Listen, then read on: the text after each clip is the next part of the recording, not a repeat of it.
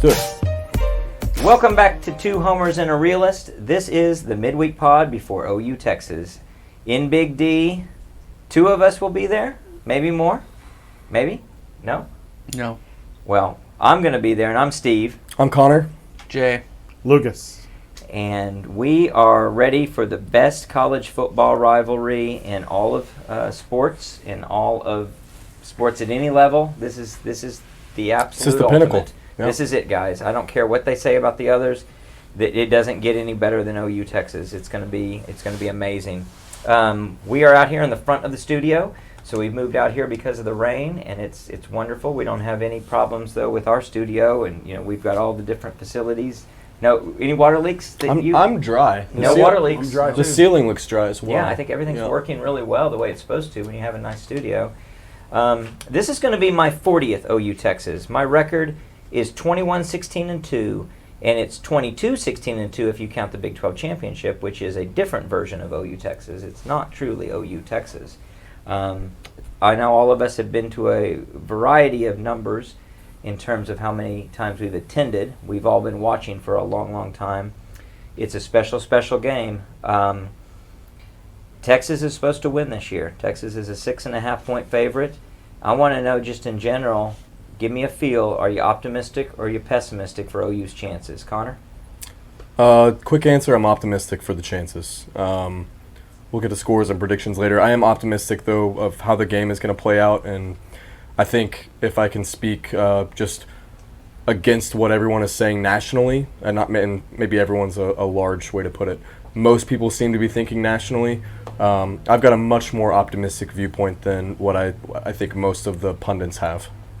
Jay, what are you feeling? Yeah, I agree with that. This game, you can throw out records, you can throw out who's favored. Whatever team brings it sometimes. And of course, we absolutely have a puncher's chance this year. Defense is obviously improved. Dylan's been playing well. This game could just go so many directions. I mean, I can see OU in a blowout. I can see Texas in a blowout. I can see it in an extremely low-scoring game. I mean, it's really hard to pin something down. Lucas, how do you feel? I have a love-hate relationship with this game. I think it's because I hate Texas so much.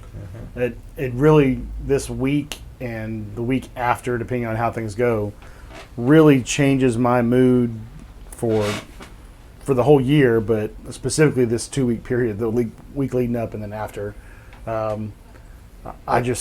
I don't like going to the game as much as you guys do. I think I've actually only been 4 times. I'm 3-1. And you should go. My one loss was the Vince Young National Championship year when they were obviously way better than us and blew us out.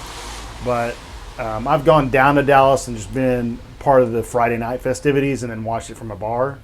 I've done that a couple times. I'm 2-0 in those instances as well. But as far as this game goes, I'm like Jay. I could see OU win in a blowout, Texas win a blowout, both teams being close. Sometimes this game just depends on a muff punt or one guy breaking wide open up the seam on a 40-yard touchdown, and it literally changed the entire game. So would you say, and I like the way you guys frame it, in terms of the national and maybe the local narrative, the local being the OU Texas bubble, are you more or less optimistic than that? I would say I'm zeitgeist? less optimistic than these guys, but I'm still optimistic that it's going to be a close game. Okay, I'm pretty optimistic. I'll own to being a homer a bit on this, and I think a little bit definitely creeps in that I am very hopeful, desirable to see OU do real well. But I think there's some realistic optimism here that we have, like Jay says, a puncher's chance. We've got a lot of tools. We are clicking on a lot of cylinders. We've been very critical of a lot of aspects of our game, especially offensively. And all that said, I'm very optimistic about this team's ability to do what they have to do. I could see a lot of things happening. I could see us going out there and getting very surprised in comparison to the first 5 games of this season, and say, wow, we just were a little bit duped into thinking that we were something that we're not. At the same time, I could say, how did we doubt ourselves at all? Look, this is the elements that we've been seeing the whole way. This is what it takes to succeed on this stage, and it's one hell of a stage. We'll get to that in a second, and the fact that some of these players haven't faced this stage and some of them have. Some of the coaching staff, has, and to some degree, a great bit. So Connor and I were both watching the 2007 game separately, and Joe John Finley's in that game. You know, he's on the coaching staff. Obviously, Brent Venables has been a part of this coaching staff for a long time, involved in this game with a pretty darn good success record. DeMarco Murray. DeMarco has had his time. Beatonbow's for sure. been in Beatonbow has been in some great situations. This game is so, people a lot of times talk about momentum in football games, and this is one of those games where it really comes true. Yeah. There's massive momentum swings in this game. And how you that's deal what with makes that. it so fun. It's one of the few games where I'll believe there is a such thing as momentum. I think most of the time momentum's a ephemeral, overhyped bunch of nonsense, but in this game it tends to be true that the emotions play so much into it, and if you mess up or if you have success, you get the fans behind you. I think you can achieve things you otherwise couldn't achieve, and you can. We've seen it. We've seen OU lose in times they were clearly the better team. We have seen OU overcome obstacles and win when they had no business winning. So things can happen for sure in this game. Yeah, and I think it's at the end of the day. I mean, we're about to go through a full gambit of analysis, and we've heard it in the week leading up on TV, on the radio, on other podcasts. At the end of the day, when we walk into that Cotton Bowl and those teams run out onto the field, in my opinion, and maybe this is why I am so optimistic, it's anyone's game at that point with this game. I mean, you can go through as much. I mean, we look back to the 2013. Texas had one win going into that game, I think, and we're undefeated, I believe. And they completely stymie us. So, and that was a bad Texas team. And that turned out to be an okay OU team, not a great one. Went on to win some games and lose some other games. But overall, once those teams walk out of that tunnel, I mean, it's an even playing field in my opinion. I don't think there's anyone on the other side of the ball who is scared, and I don't think from our side we're going to be intimidated whatsoever. That 2008 team was one of the best teams I've ever seen offensively, and the defense was very good at that time too, and somehow we lose that game. Well, you look at what Jay said with momentum. I mean, we're up 14-3 in that game, and Jordan Shipley returns a kick return, and it completely turns that game on its head, and we end up in the L column. So it is. I'm getting goosebumps just talking about it. I mean, there is nothing else in college football like it. When you're describing that, Connor, it always comes back to me when I'm in that game, pregame. I'm yelling my head off. I'm being obnoxious. I'm kind of embarrassing myself, my family, and everyone else. But I'm hating Texas. I'm yelling at the band. I'm telling them who they are, and then all of that set aside. The coin toss, the players take the field for the kickoff, and you're like, you just shut up and watch. And it's just. There's something about it that's so riveting and so just nerve-wracking about what could happen here. And every time, I always say it anytime it happens, where we happen to go up by whatever. If we initially get the 7-0 lead or 3-0 lead, or if we come back and we're up 10-3, I'll say, I will end the game right now and I'll be happy. I don't care. Even in those years, knowing that we're a much better team, take the W, because anything can happen in that game. I've seen the OU get beat so many times when they were clearly the better team. You just know that anything can happen. I do feel like OU is in a position that Texas has been in for the majority of the times when it was lopsided in my 40 years. This is my 40th. Goes back through a lot of eras. But especially over the last 20 years. Well, yeah, definitely in the last 20 years. But I'd say in the entire 40 where most of the time, you didn't feel like you're a team who has the doubters, and you have everything to prove, and yet you also have the tools in which to prove it. Usually, OU is the one with the monkey on their back of some just take care of business. Right now, we're the dog, and we're the dog more than just the 6.5 points. If you look at ESPN, I think it's like 85% have picked Texas. So the zeitgeist out there, they're all thinking that it's going to be Texas, that they're the ones who beat Alabama, and give them a lot of credit for that. They're the ones who, with an 8-5 record last year, not a great record, but they seem ascendant and they seem steps ahead, streets ahead of where we are. But to be honest, we have overcome that. I think we've closed the gap, and I think we're going to give them a hell of a surprise. I sure hope so. We polled the audience and polled the Twitterverse out there 4 times this week. And for the latest updates, I don't know if they changed much. We asked about offense in a couple different ways and defense in a couple different ways. I want to run through that, and I think it was pretty telling and a pretty well-informed poll, if I say so, in terms of giving some credibility to those taking the poll and answering. I would tend to agree with the majority. We ask what facet of the offense has to be successful for OU to be successful in this game. What's most critical? And we narrowed it down to quarterback play versus run game. Run game, 62%, quarterback play, 38%. Both are obviously very important, but I think that keys in on something that's really important. And if you can't run the ball with dominance and at least effectiveness, you're going to have a real uphill battle. It doesn't mean you can't win the game, but it makes it really hard. And you had something that you had said about that. Yeah, I mean, it was a pretty basic stat that the team that's rushed more yards has won the game the last 5 seasons. That's probably not too uncommon in the world of football, but it's important. I think when you extrapolate that even further, it's still something very significant over the last 20-plus years of, it's at least like a 75% benchmark for whoever leads in rushing wins this game. Yeah, and it's got to be important because of 2 things. One is, if you're running effectively, you're dominating the line of scrimmage, and you're also able to salt a game away, which is something you have to do in this game. So many times when OU has won, they've won where Texas had a chance to come back.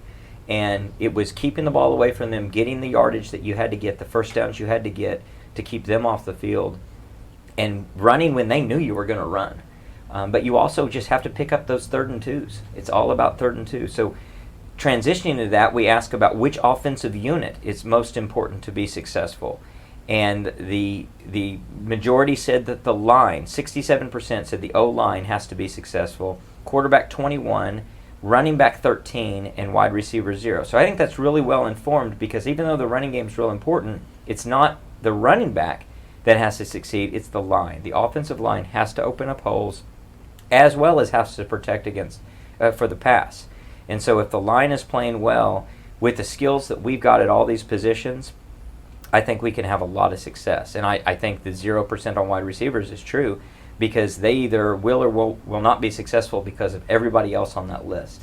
And especially with our guys, if our line can be successful and we get effective running and our quarterback's being smart, our wide receivers are going to have some success. But the line is really the key there. Not to get too far off topic, but since you mentioned wide receivers, I believe it was Orange Bloods had a podcast like last week, and they were going over OU's roster, and they're naming wide receivers. And they're like, who's... I've never even heard of Nick Anderson. Or Nick Anderson, and they were just dogging on OU receivers.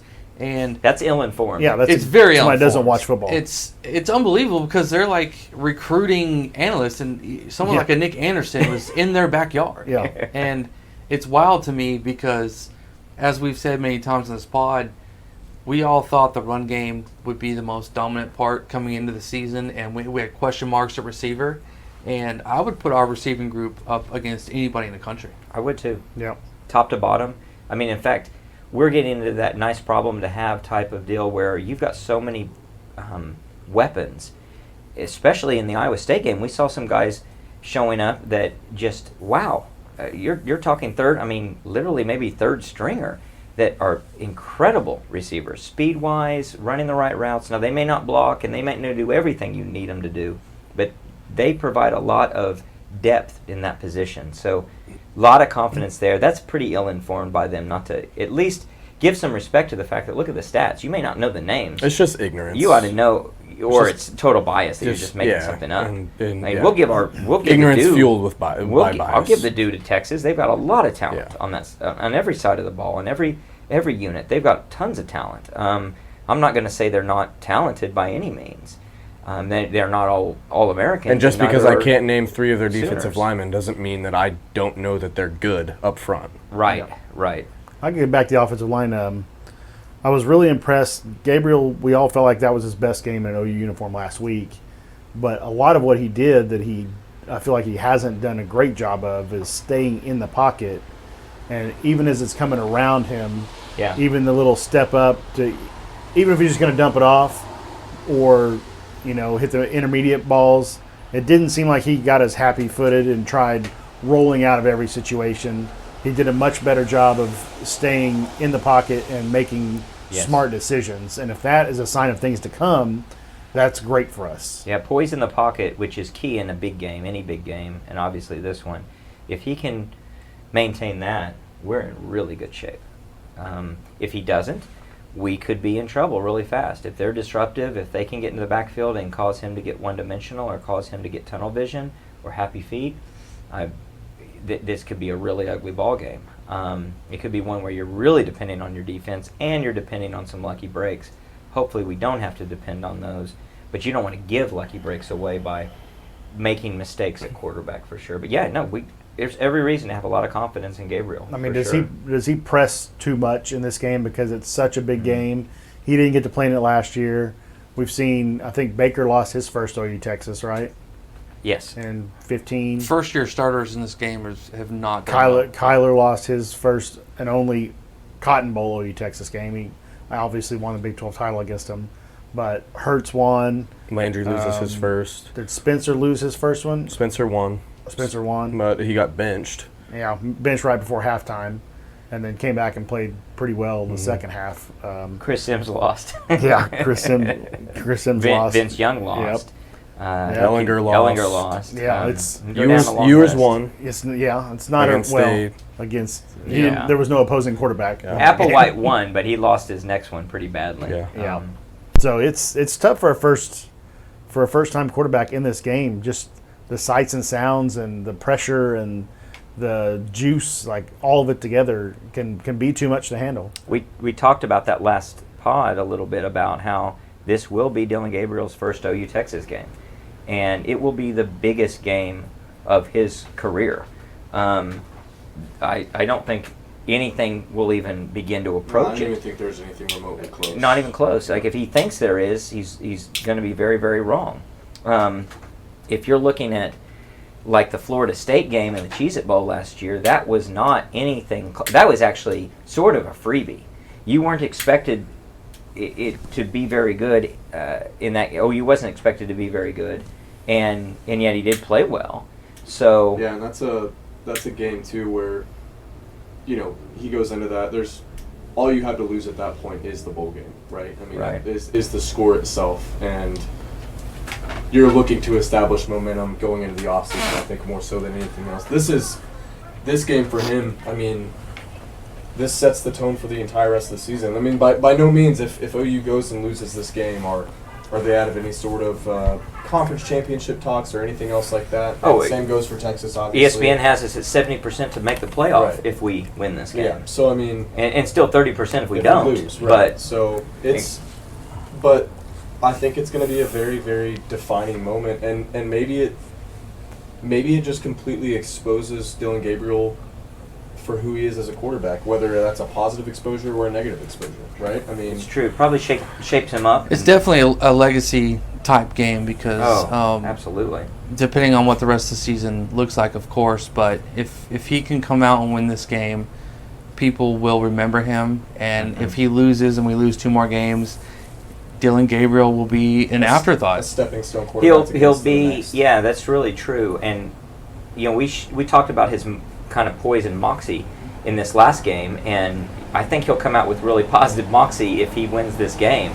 He'll be walking with some big strides, and rightfully so. If he doesn't, and like you say, that we struggle in a few more games, you're going to be one of those quarterbacks that goes down in history, like a Hibble and a lot of other guys that were talented that just couldn't get us over the hump, and that we're a little disappointed in. And I say that as much about it shapes what OU season's going to look like as much as it does Dylan Gabriel. And you're just one player in an entire team and an entire organization, but you're really the key to a lot of it. And rightfully or wrongfully, you're not going to get a lot of grace as a 9th-year senior or whatever. He's played a lot of college football. He's not a true freshman. He's not someone where you can say, well, it was tough. It is his first OU Texas game, and yet he is a super senior or whatever with a COVID year of extra eligibility at most in front of him. And not to continue down the rabbit hole, but I know you got a couple of other No, points that we did, but I think it's so imperative this game, and I am glad that I'm glad that he was down there on the sideline at least for half the game last year. I know he went up to the press box for the second half, I think, with the offensive coordinators in that group. I hope it does bode well, just him having been around the environment at least for a year, whether it was a fake warm up or whatever you want to call it that he did. But it's going to be so important in that first drive that we have the ball for Jeff Levy to give him successful confidence-building plays to settle him in. And honestly, if it's me, I hope Gabriel is backed up on that Texas in that first drive, backed up in terms of on the 20 or 25 to start the game, to say, this is how it's going to be. I'm going to let you get these couple of short routes or whatever we're going to do, and then I want you to take over as a quarterback. I want you to say, I've got the confidence that everyone's been saying Dylan Gabriel has going into the season and throughout these first 5 games. So it's going to be really, really important for Jeff Levy to sit there and establish that for him, because I think without that initial confidence, we saw 2 years ago, Spencer Rattler, I think Riley was throwing a lot at him up front. I don't think Rattler knew how to handle it. And given he wasn't getting a lot of protection up front, but initially, and Texas was dialing a lot up, you need to keep Gabriel off the ground, and you need to have positive plays in that first 1 or 2 drives to settle in. Hey, make sure you're on real quick. Dude, did I flip it off? Is it off? It is off. I'll turn it on. I know I turned it on. You turned it off. I'm sure it's. Apologies for the Connor's audio. It's going to be a little echoey up until then. He had a lot of good points, but I know we picked you up, but you had flipped your mic off. When did I flip it off? Well, I don't know. All right. But maybe when you were doing all that anti-Texas stuff. Yeah, apologies for that, yeah. But I think those were really good points. And I hope the mic picked you up. If they didn't, they were the best points I ever heard. If we didn't, we'll just cut all my stuff out, and you'll have more work. I apologize. So, moving on to some other poll results, when you look at the defensive questions, we said what defensive facet in terms of defense do we have to have success? So defense against the deep ball, time in the pocket, or the run game. Time in the pocket was the narrow winner, plurality 42% of the votes, run game 38, deep ball 21. And I think that's pretty appropriate. I mean, if we can be disruptive and keep that time in the pocket down to a minimum, make Ewers one-dimensional, that is going to be a real key. And at the same time, if you can stop them from running the ball, you're going to see success. The deep ball's sort of secondary, but still important. If they're able to hit big plays against us, that can make a great series go for naught, because you hold them to a 3rd and 10 and all of a sudden they hit a 60-yard pass against you. It doesn't matter a whole lot. You're in trouble. So that I think that was appropriate. And then in terms of defensive unit, line success on the defense, 65%. Defensive backfield, 26%. Linebackers, 10%. And maybe that's a little reflection on where we think our strengths are with Stutzman and what the linebackers have done. Linebacker is such a key role, but being able to dominate that line of scrimmage on the D-line is going to be real important for that back to time in the pocket in the run game. So I don't think I have any dispute with the voters there. I think both of those polls really reflect reality of what we should do. Any thoughts on any of that? I think I voted corners on that one, mainly because of how the Iowa State game went. I mean, DBs, including corners specifically. Yeah, the 2 busts on the 2 big Iowa State touchdowns put us in a hole. I mean, it was 21-20 a minute into the second quarter, and 14 of that was 2 plays. What was the stat? They had 3 plays that totaled like 167 yards or something like that. And then from that point forward, through the rest of the game, that were they 93 yards or something like that? After they scored their 20th point, 93 total yards the rest of the game. I mean, that's incredible. But so that's through what, 39 minutes of game time? A team like Texas, you can't give up 2 huge plays or 3 plays with 167 yards or whatever the number was early in the game, because, one, we talked about momentum, but also if you haven't scored like we did against Iowa State to start that game, you could be in a huge hole right off the bat. Hard to overcome. And it's hard to overcome. Yeah, for sure. And it's funny, again, I'm going to look at it with a biased point of view. It's like OU mistakes do not get forgiven in this game. If you have a bust at cornerback, they will not drop that ball. It will be a touchdown. If we have if there's an opportunity in front of us, it seems like we'll make the mistake. And just like I'm going to have a bias to look back over many years and say that I can remember every time I feel like OU got screwed by the refs, and I'm sure there were opportunities and things that happened in OU's favor officiating wise, but it sure seems like the breaks go to Texas. It's like you have to really, and I don't know. I'm not the only one who sees it this way. You look at Switzer and the things he always said. He said, this is not a neutral game. This is played in the state of Texas. We are in the Texas State Fair. You are surrounded by Texas people. We go down into Texas to play this game. And I feel it when I just go to restaurants and when I go to the convenience stores or wherever I'm at around this game. When you go in, the road signs are the stupid "Go Longhorns, beat the Sooners." Yeah. Don't mess with Texas. Don't mess with Texas and all that crap. But they'll have the graphic that shows how long and how many miles it is, and Norman is 12 miles closer than Austin, or whatever the BS number they always show. I think it's 3. But it's definitely in Texas. 6, yeah. Last Very time I much checked, in Texas. geographically. Yeah, and you definitely feel it. It's funny though, not to get off on fan stuff too much, but all that said, I think we travel better, we root better, we show up better. I know from my history, OU seems more engaged as a fan base before the game, Friday night before the game, and I've been in every environment you can be in down there, and OU fans are more passionate about it, and OU fans show up earlier. They will be in the crowd sooner than the Texas fans will, and I hope that is true this game, and the reason I bring it up is painfully, we have to talk about the fact that Texas won 49-0 last year, and they beat Alabama this year. They're riding high. We've got a lot to prove, whereas they're out there potentially resting on their laurels, both as a fan base and as a program.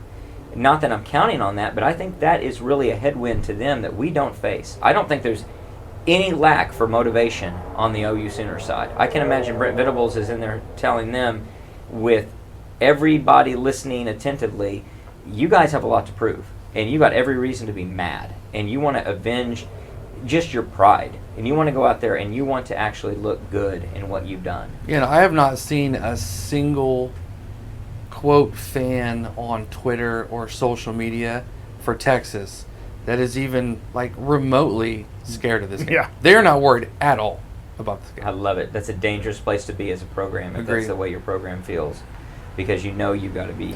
Well, and I was listening to a couple things this week, and the 49-0, I think, as much as maybe the team and the players and the coaches might downplay the bulletin board stuff and are just saying we're focusing on this week and we're looking at Saturday, it sounds like the 49-0 was somewhat of a rallying cry over the offseason, and then you bet your ass in that locker room this week and at practice this week, you've got coaches saying, are you good enough to get back from that 49-0? Are you good enough to redeem yourself here?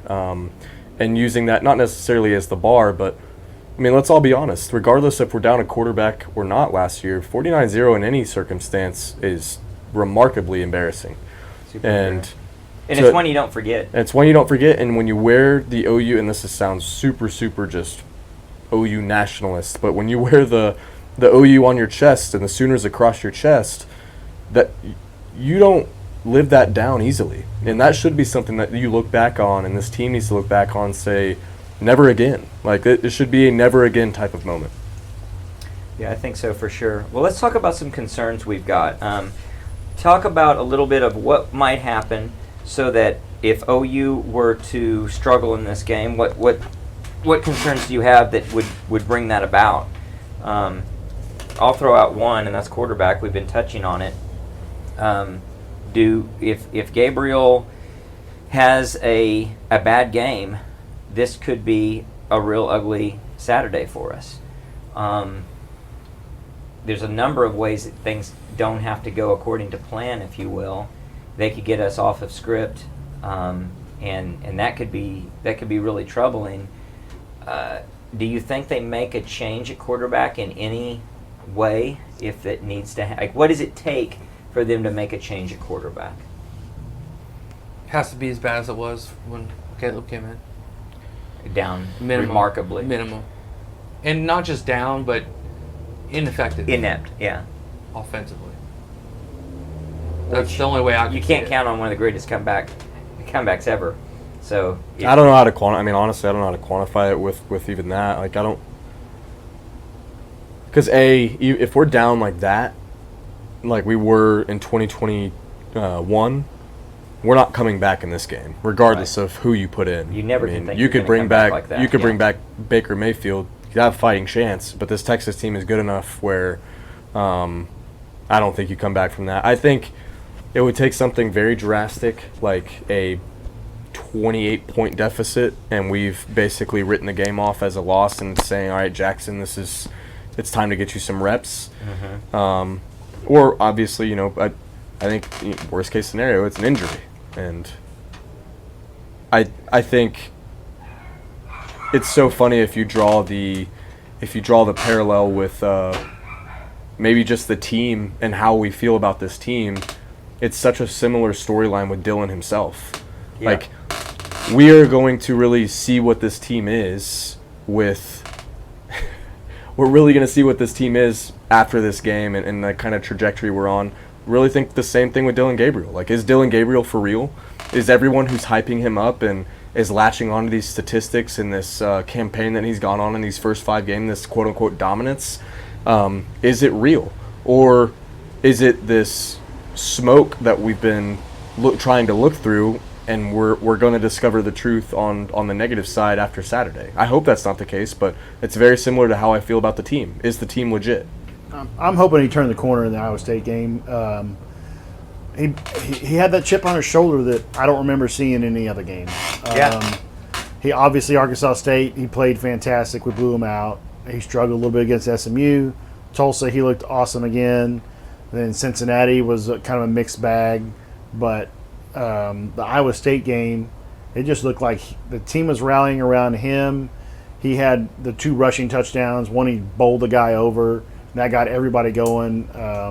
So He looked different. he looked different. And I hope that's a sign of things to come. And as a bunch of guys who have been sitting here criticizing him for 5.5 weeks, to be able to say that, I mean, like we've said, I want to be the one to eat my words at the end of the day. But Dylan Gabriel looked different during the Iowa State game, and I'll be the first one to say it. And Lucas, to your point, the chip on the shoulder, the plays that he was making, and the moxie in which he was carrying himself with, that's got to be good signs going into this week specifically.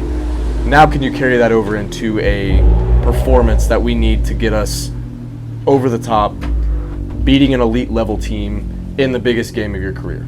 Yeah, and I think all of us are alluding to, in terms of concerns, what maybe perhaps as a fan base we're feeling, and this is definitely something I am worried about in the back of my mind. Are we for real?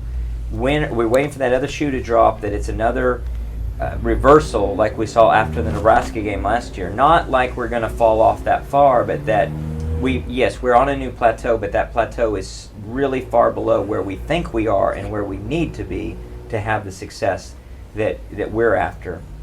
And it starts with what we can do offensively for sure. I have a lot more confidence in where we are defensively. Last year, I don't think I at any point didn't realize it was a work in process. I just thought it was coming along farther and faster than it was. I wasn't appreciating the lack of depth and the fact that as the season played out, we weren't going to have that depth to maintain and even build on what we had. Now I feel like it's a little fearful that offense won't have that. And so the other concern I have is in the running game. Is the running game going to come alive? It needs to be better than it is. We need to have more of a true running back rotation that is clear, hopefully clear 1-2, if not a couple guys competing for that position. And I want us to be in the running game the way I believe we are in the receiving core, where the receivers are. It doesn't matter, next man up, anybody can do that job. If we're effectively blocking and effectively running, then we're able to have a lot of success there. One of you guys put out or had shared a screenshot where someone was analyzing at least one of the plays with Marcus Major running against Iowa State, and he makes the wrong cut. and he makes the cut to the outside of Stoops. The blocking is tremendous, but he makes the cut outside towards the sidelines instead of going inside, and inside probably gets 5 or 6 more yards, and 5 or 6 more yards is a world of difference against Texas. It may not matter against Iowa State, but it's a world of difference in the long run, in the big scheme of things. And for a really good running back, going back to watching that game against Texas in 2007, with DeMarco Murray especially, they were running the ball inside, and he was taking cuts and hitting somebody and busting off of him and continuing down the field. Those guys don't, it's not touch. They have to tackle you.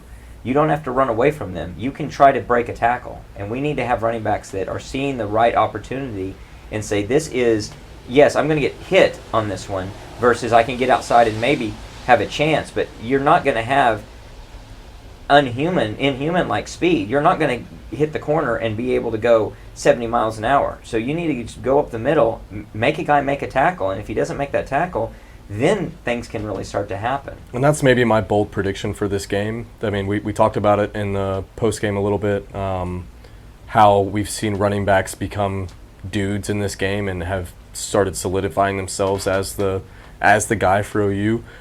I think if we are going to have success in the running game, this is Gavin Sawchuk's game to do that.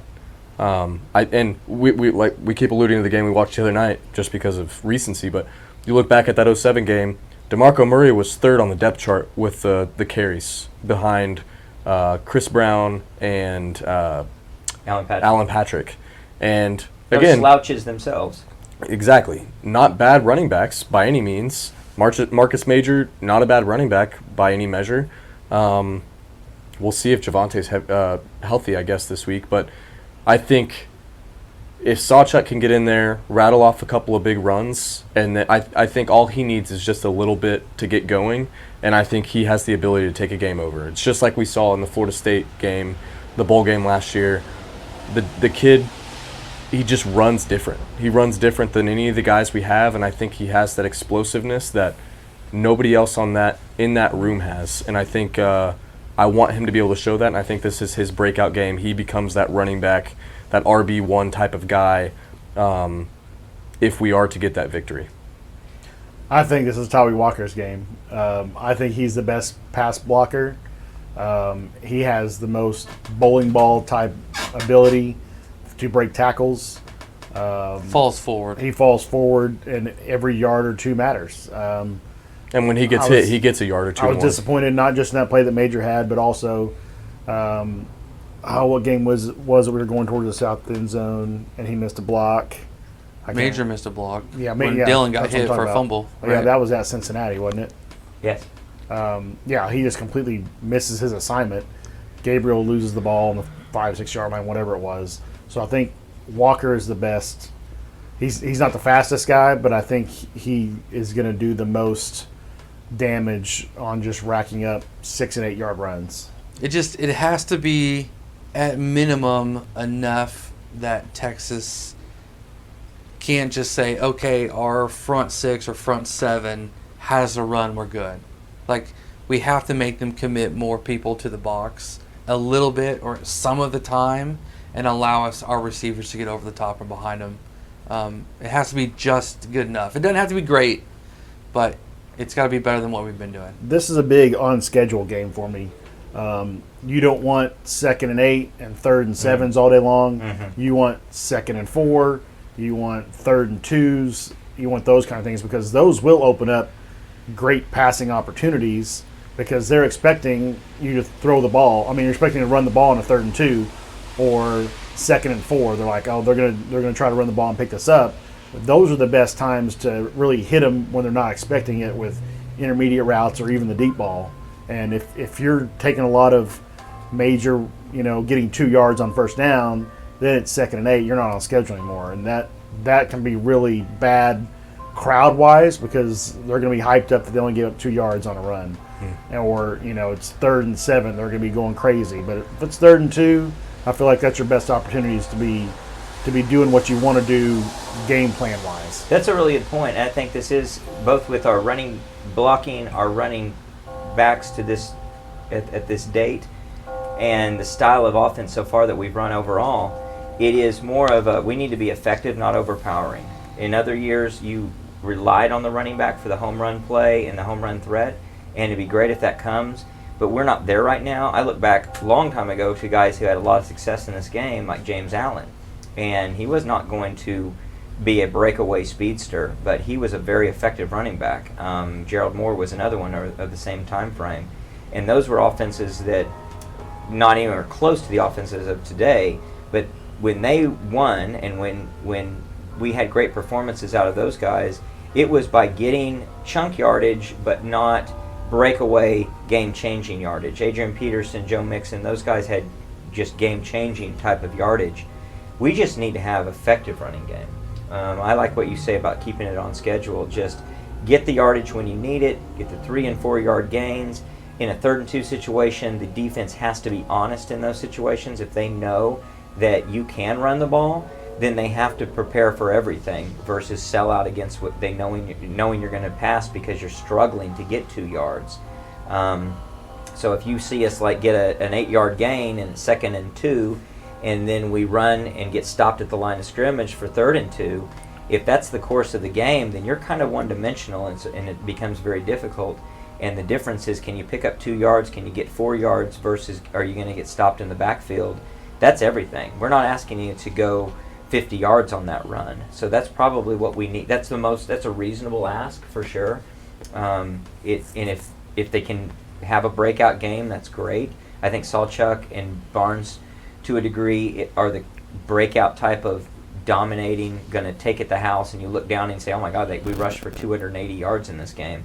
But if you can just get an effective 200 yards in the game that you look up and you're surprised that you got that much, just because you got it in these chunks, that could be a very successful ball game for us. Well, thinking about that, how do you think Levy's going to call this game? What do you think he's going to do with differences or anything in regards to how he's done so far?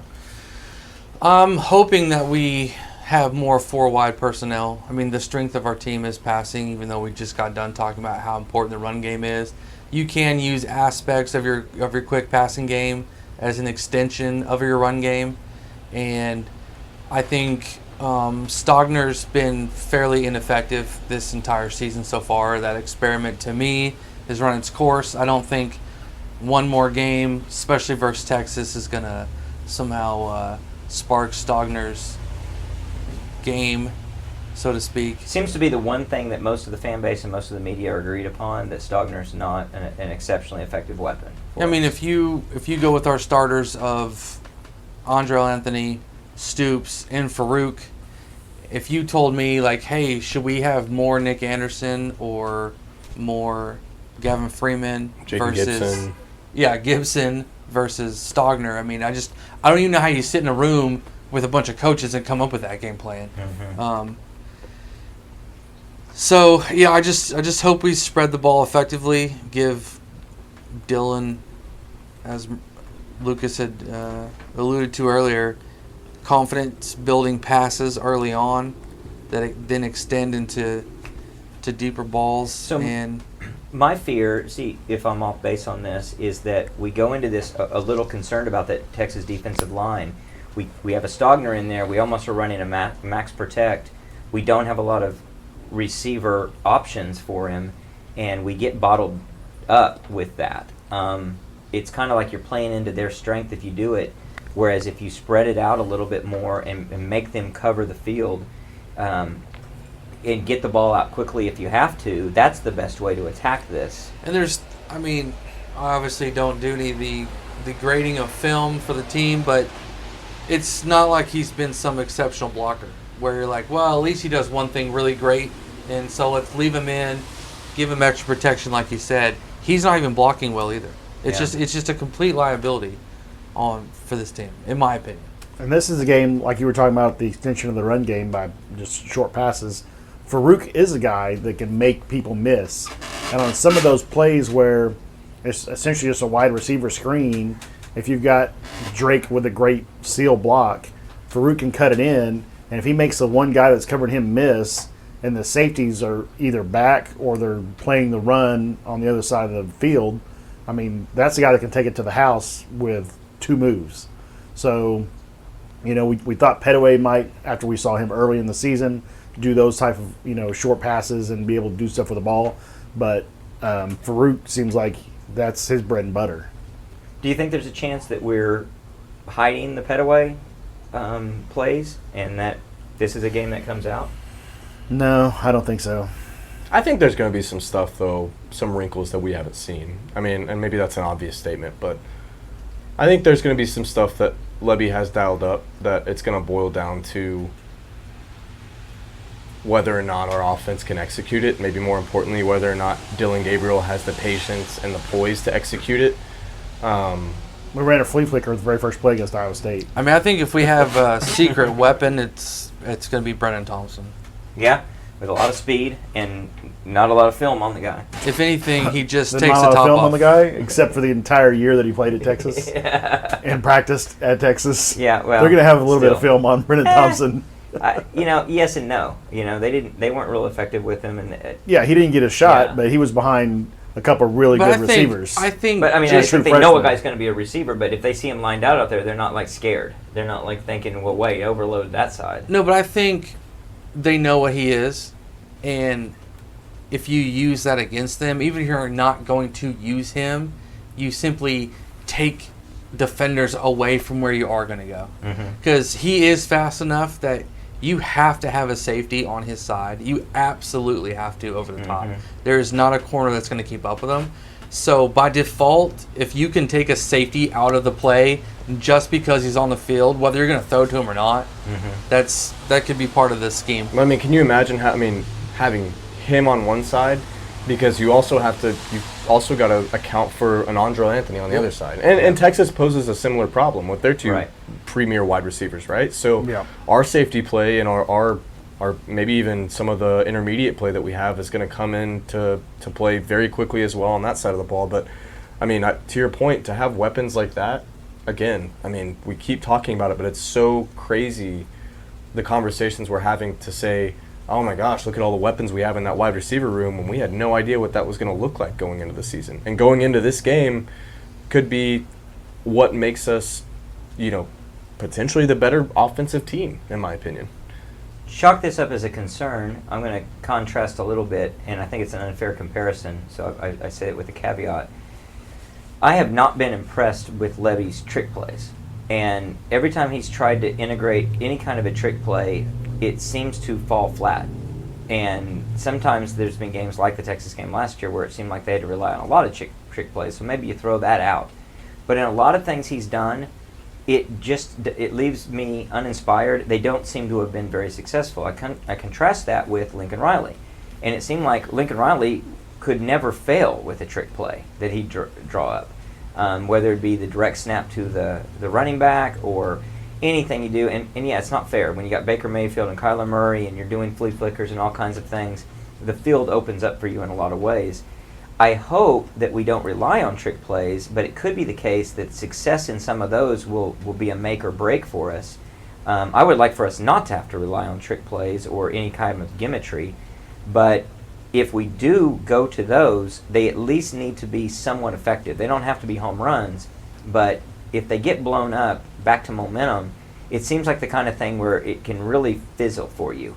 And I think those players, they're definitely running some stuff right now in practice where they're thinking, oh, wow, if we get an opportunity, we're doing this, and look how successful it could be. And if it doesn't work, it puts you off script and in a weird position on second down or whenever it happens to be to then try to regather yourself and get your offense rolling where they've completely thwarted the thing you threw at them that you thought was going to be something to catch them off guard. I hope we don't do too much of that trying to catch them off guard stuff like that. Yeah, Lincoln was so good at just causing chaos in the defense from a body's perspective, just getting guys out of position with misdirection and with running guys in certain routes to open up another route. And you do have to hope that there's some wherewithal, and from Levy's experience, he knows how to do the same thing, especially when it comes to things that are not plays that you just are vanilla, run-of-the-mill base offense plays, right?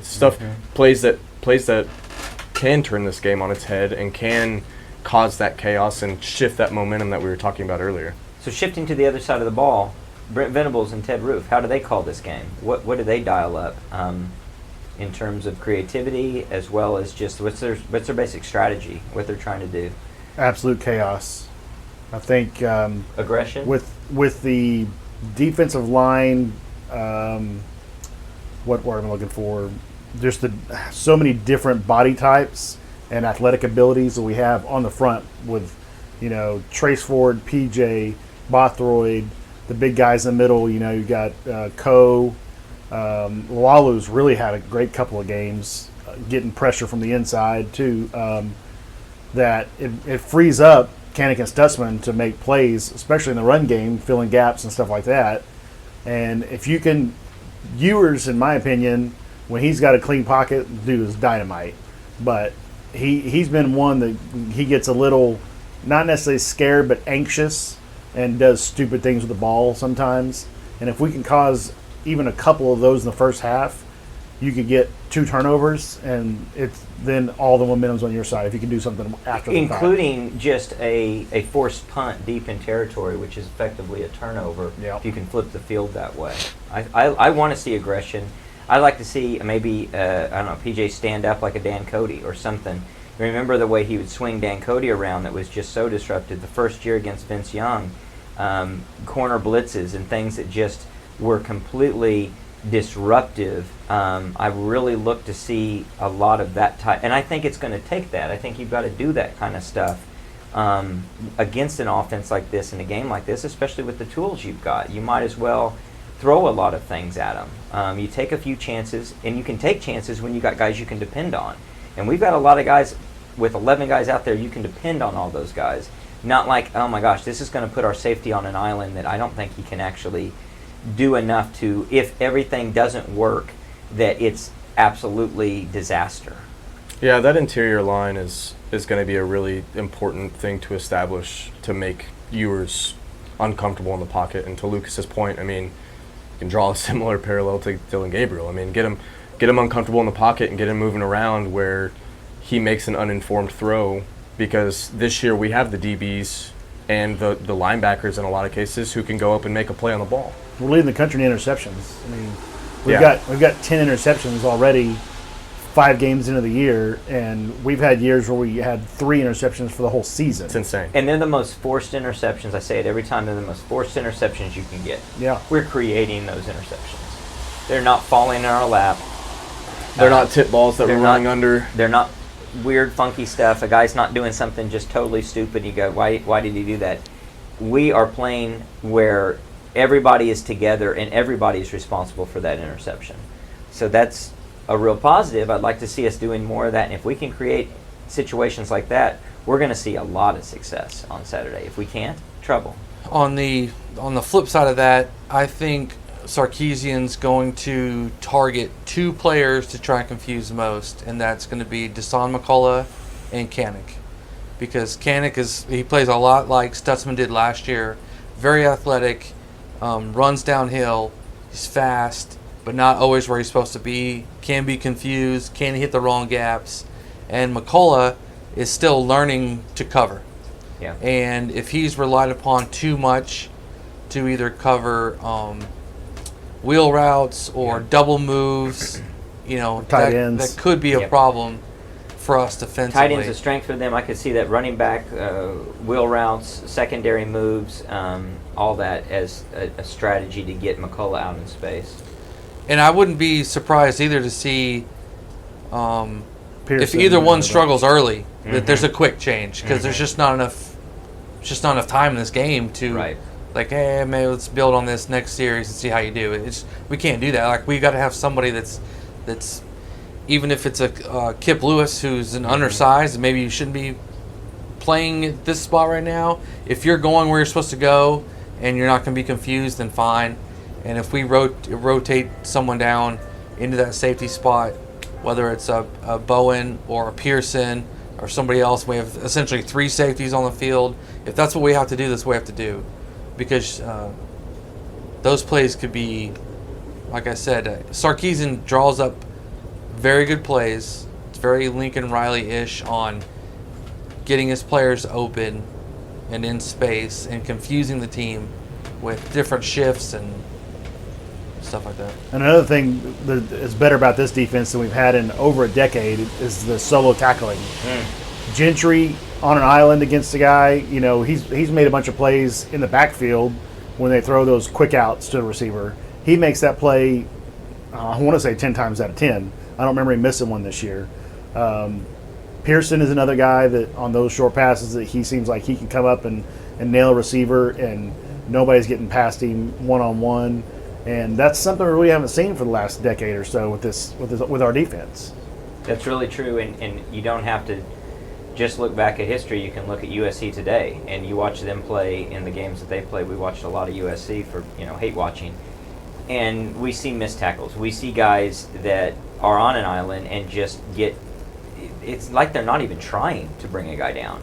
So even when we've had a situation where a guy doesn't truly bring a guy down, it is a containment until the gang tackle arrives, and then everybody's there to finish the play. Not like where a guy breaks a tackle and he's gone on you. And what's interesting too with that is sometimes you might think a missed tackle is just a missed tackle, but you can actually miss the tackle in a better way of missing the tackle that leads them into the teeth of your defense. Right.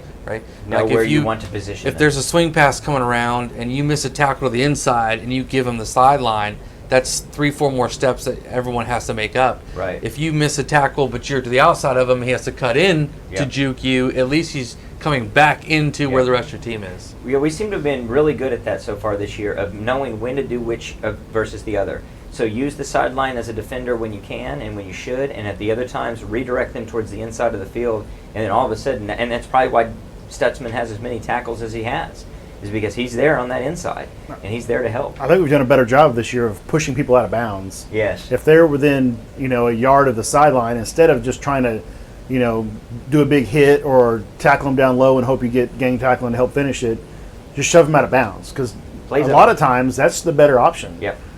Because, you gave up 7 yards on that pass, but you push him out of bounds, as opposed to trying to fly and make a tackle and the guy cuts in and gets 5 or 6 more yards.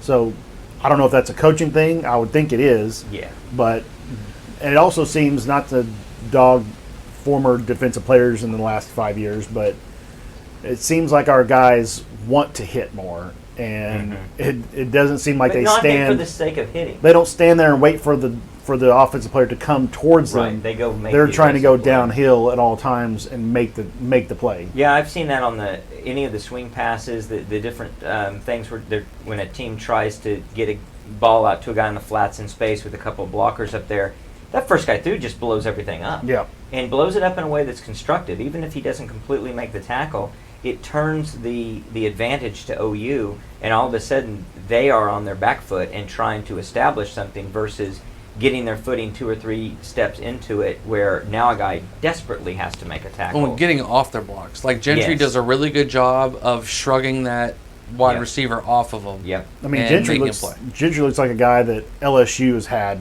for the last 2 decades. Yeah. He looks like a guy that if he continues on the path he's on now, he's a first-round draft pick because he's got the size, he's got the smarts, and he's got the aggressiveness that he wants to make that tackle, as opposed to just sitting back and letting the guy run towards him and just trying to bring him down just to do it. That may be something that, obviously there's a lot of optimism as we're talking and everything that we've seen and everyone else talks about with this defense. A lot of optimism, but as this game goes on, we may feel like we're in a game in a different way than we've always felt like we're in this game. We always felt like we're in this game in the past few years if our offense can score. Whereas now I feel like we're in a position where it's going to be tough for them to score. We can put our offense in a position to have a chance at it, and it's not like, oh boy, I sure hope we can score because we're in a tough spot. So let me talk about expectations a little bit, and we'll get to our score predictions in a second, but we're 6.5-point underdogs, and so the question becomes, is a close win tolerable? How would we feel? A close loss tolerable. How would we feel about a game where OU maybe covers the spread but still loses the game? Is there a moral victory to be had? Yeah, I think so. I think, I'd even go as far to say as like I think a 2-score game is, it's painful, but I think it's tolerable. I think it still indicates a trajectory in the right direction. guess it depends on the composition of the game. It does. I mean, if it's yeah, that's fair. But I to your question specifically, yeah, I think I would tolerate it just with the sense of If we looked good doing it. if we look good doing it, and if this Texas team affirms that they are a good team, like everyone says they are, and that even the four of us here think they are, right? I think you'd be hard pressed to find someone who says it's intolerable. I mean, at that point, you're saying it's win or bust, right? So, Right. But and that's different than what we would have said in many other years, obviously. But we have to be a little realistic in those expectations. I still think. I mean, this team is as good as they've looked. Like there's still something to prove here, right? I mean, I still think there is a reality check that we're going to get in 2 days, and it can go positive, it can go negative, or it can maybe this just team is what it is through these first 5 games, and we're going to go and win. We're going to get that 10-2 record that some of us are predicting, and it just kind of is. In past years, the OU Texas game, once they joined the conference or we teamed up in the same conference, it became the absolute trajectory of where your season was going to go. Because back in the old North-South split, you lose the Texas game, which was awful, and then now you're behind the 8 ball. Whereas today, you can still get back in the hunt for everything. And maybe more so than in any other year. Like in 2018, we definitely felt like we wanted to win that game, could have won that game. We're very frustrated by how that game went. And, of course, it results in Mike Stoops no longer being our defensive coordinator. And we took a lot of positives out of that. And that feels like an intolerable loss right there, right? Yeah, but yet then we still got back into the hunt for it all and knew that we could. I think more so this year, if we can have a very competitive game, you almost, and I don't believe this, but you dare to say that it's a better situation if you're on the right trajectory, because then in the rematch, you've maybe got the advantage, assuming a rematch in the conference title game. I'd say that's what it is for me. Not having the divisions anymore and seeing how the rest of the league is down, most of us and most everybody can see an OU Texas rematch. So I think whichever team loses this Saturday, it's disappointing, but it's not the end of the world, because I do think there's going to be a rematch, and a one-loss team still has pretty much everything to look forward to still. No doubt about it. We want to win the game. Nobody's saying we want to lose the game. But, yeah. I think it's more tolerable for me only because there's not divisions anymore. Maybe more tolerable from the standpoint of OU versus Texas, too, because the impetus is on them to win the game. If we don't win the game, well, if we are close, we did what we were supposed to do. And I agree with you with your trajectory, because I've always kind of looked at this as Sarkisian's got a 1-year head start on Brent, but I think that Brent is closing the gap on that time with our development and recruiting. If Texas loses this game, it's a lot more impactful to them than it is to us. Yeah, I think you're right. I mean, I think if we lose this game and lose it, if you want to call it respectfully, if Texas loses this game by respectively, well, hopefully right? Respected, but yes, yeah, respectable. So, but if Texas loses by any score, yeah, I think it's a massive disappointment. A lot of question marks. And maybe it feels more like it did for us in 2018, right? Yeah. Where you seem to have the world at your fingertips, and you're on this break of college football to say we've got something great going here, but we lose and we have to reset our expectations and our thoughts towards who we are as a football team, which I really think they could be in that position to say. And it'll be funny to see how the national media spins it if Texas were to lose on Saturday. With respect to Texas? Yeah. I think that... Do they spin it as this is a great OU team who's gone in, or who nobody thought was this good? Or they lost to OU. Or they lost to OU, and it's this... and Texas just wasn't as good as what we thought, and by saying that, Alabama also is not this great team this year as well, because they got beat by Texas. I think the Bama win helps us nationally. Absolutely. Because we beat a team that beat Bama. Yeah. And that could prove that this wasn't a fluke, unless, some kind of blocked field goal run back for a touchdown in a close game or something that maybe, they got lucky and won the game kind of thing. But if we go out and show that we can hang and end up winning with them, then there may not be as much down to Texas because of their Bama win. I think that's a good point. Where, if OU wins, give me a prediction about how high in the polls OU climbs. And let's say that OU wins what seems like a decisive game. Not fluky, nothing fell into their laps. They just win the game by a clear touchdown or more. Kind of like Texas did at Bama. They end up winning by 10. Yeah, where you fourth say quarter, clearly they won played it that out. game. Yeah. Number 7. Yeah, that sounds about right to me. I think you'd have to go higher than that. I do too. I mean, you'd have one of the best wins, if not the best one on the season. I think I think they should. They won't. They're still ranking Georgia number 1. Yeah, that is. I was ranting about that today. That's just absolutely absurd. I mean, other than Texas is win, and what Ohio State's win, right? That's probably the Against Notre Dame. next best win Yeah. that there is. I mean, we'd be right there with. Yeah. We should be nowhere. We should be like far 4. behind Ohio State at worst. Right. I mean, I tend to agree with Jay. I think and I think there might be a chance that we do rise up that much. We are OU. We, as much as we're not getting a lot of credibility with what was last year, we are Oklahoma, and it's not like an Oklahoma State. Let's say, just to pick on a team. If they were in this position, they're not going to get the respect. It's going to take them a long way to get up to the echelon of greatness in terms of ranking. I think actually we might catapult very high depending on how things break. I don't see how you don't put us in front of USC.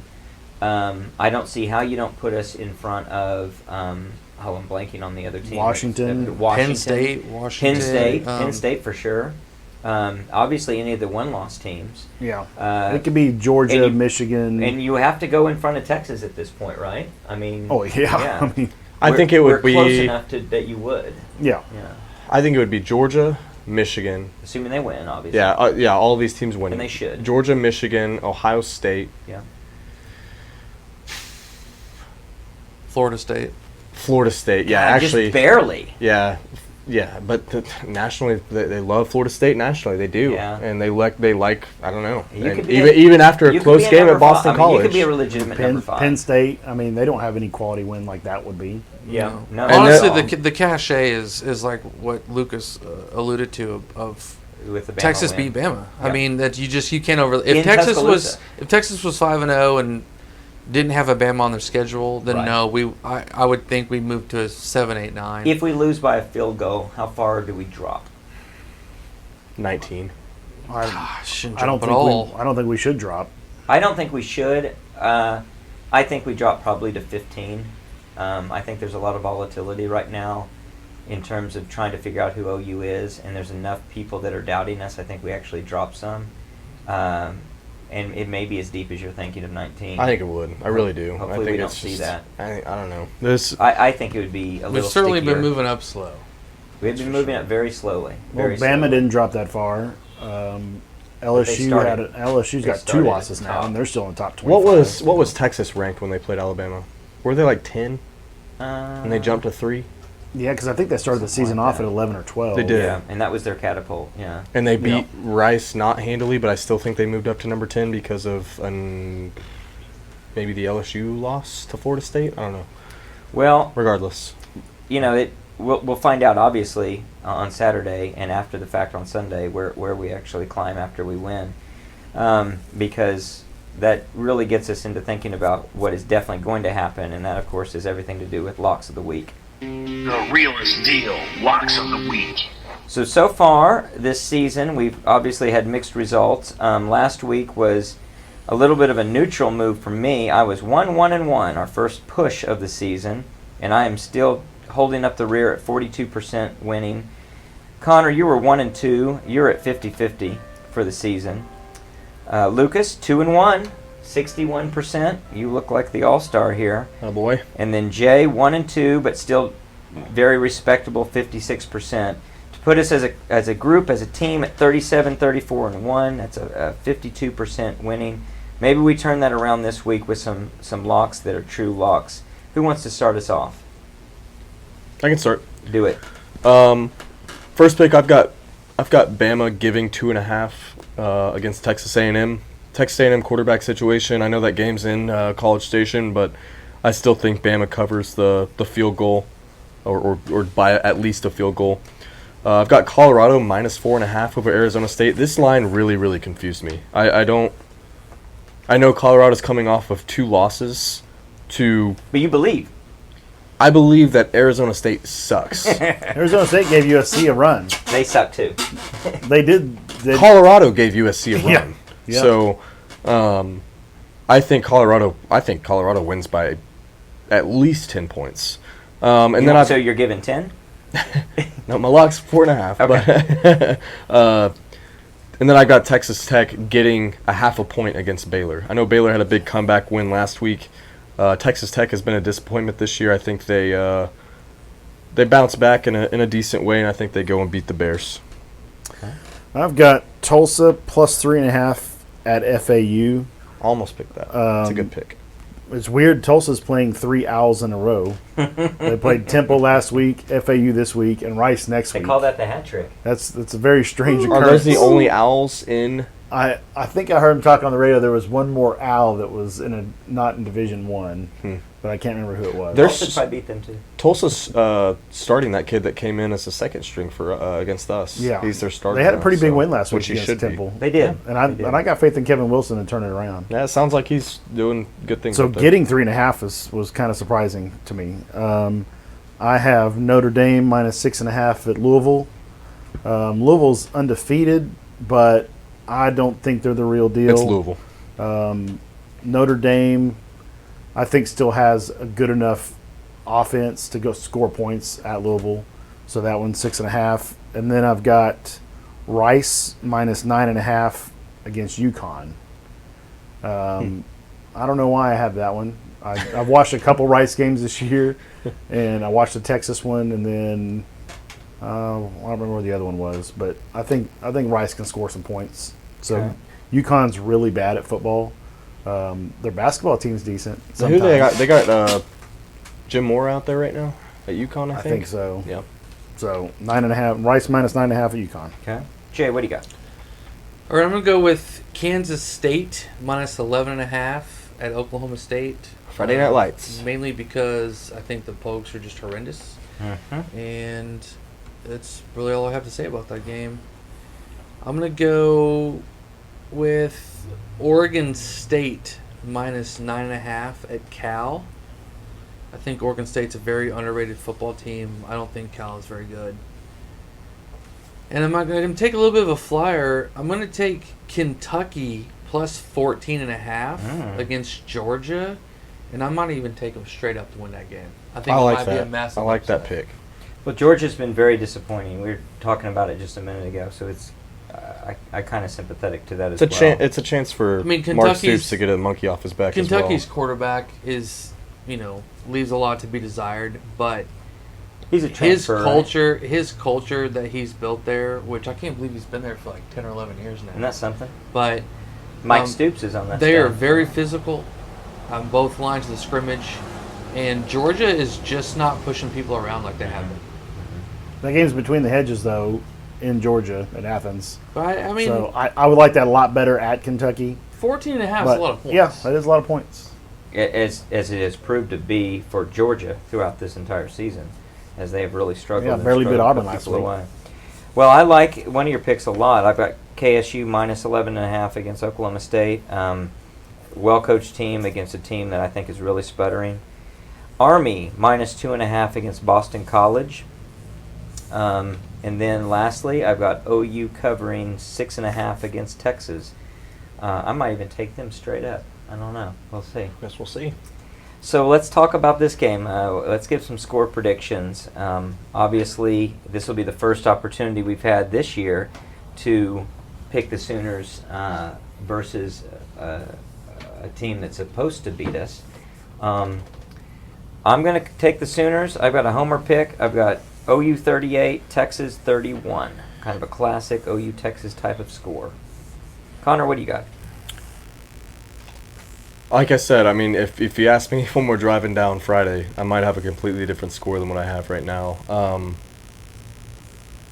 I still got OU losing a game in the regular season this year, and I think this is the game they lose. I think Texas wins this one 35-31 in what would be a probably considered a classic game, but one that we can't come out on top. And then I think we get them again in the rematch, and we'll have a completely different score prediction for the Big 12 championship game. I do think I don't know, it's out with my homerism. I've gone throughout the week, and I have been just talking to you guys right now has me wanting to pick OU, but I cannot bring myself to do it just yet. So we'll see. I want to be the first person to be wrong, and Well, you've got to lock this, but you can amend it on Twitter or something if you want to say that you've. right, give me a couple of Get a couple wax cup beers on Saturday morning, and I'll tweet from the stadium in a minute. So Get your we'll see. coupons. Yeah. All right. Well, Jay, what do you got? I went 30-20 Texas, and I don't feel good about it. How could you? I can see a plethora of ways that OU wins this game, and we all know I hope OU wins this game.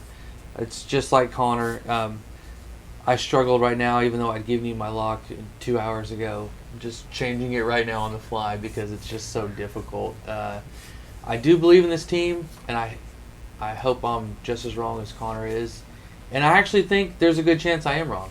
And I'm not very good at picking games. So Yeah, that bodes well for OU. Right? that's kind of, honestly, as dumb as that sounds, it's kind of one of the reasons I went with it. Between everyone that I know, coworkers, friends, nobody's really giving our Sooners a chance, and I like that. And if I have to be part of that, boy, was I wrong. That's fine with me. Lucas? As much as I think that improved defense, I'd like to hope that they could shut Texas down.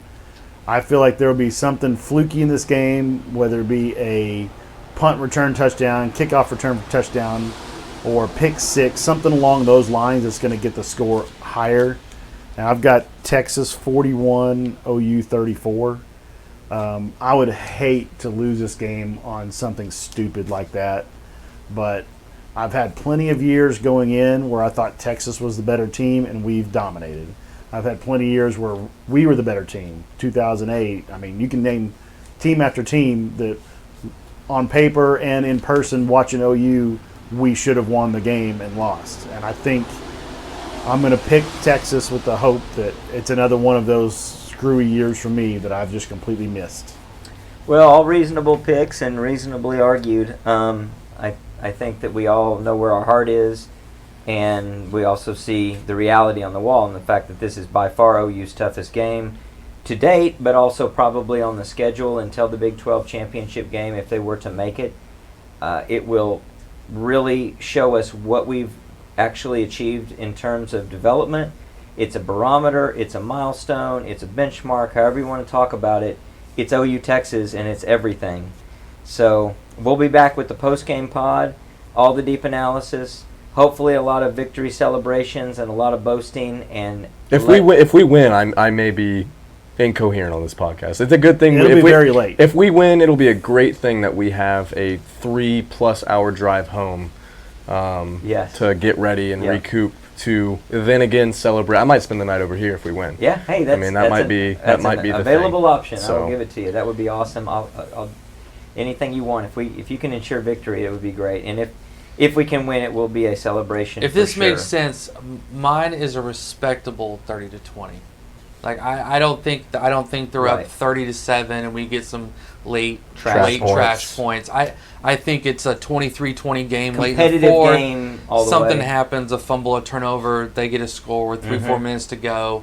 We're going back down the field trying to score as quick as we can. I think even if we lose, we'll get respect out of it, and it'll give our guys a taste of what we need to do and continue to improve on, what Levy needs to get better at, what the team in general needs to get better at. That's a great point. I think that all of us are on the same page there. All of us pulling for the Sooner victory. We'll be back with the post-game pod. Until then, Boomer. Sooner.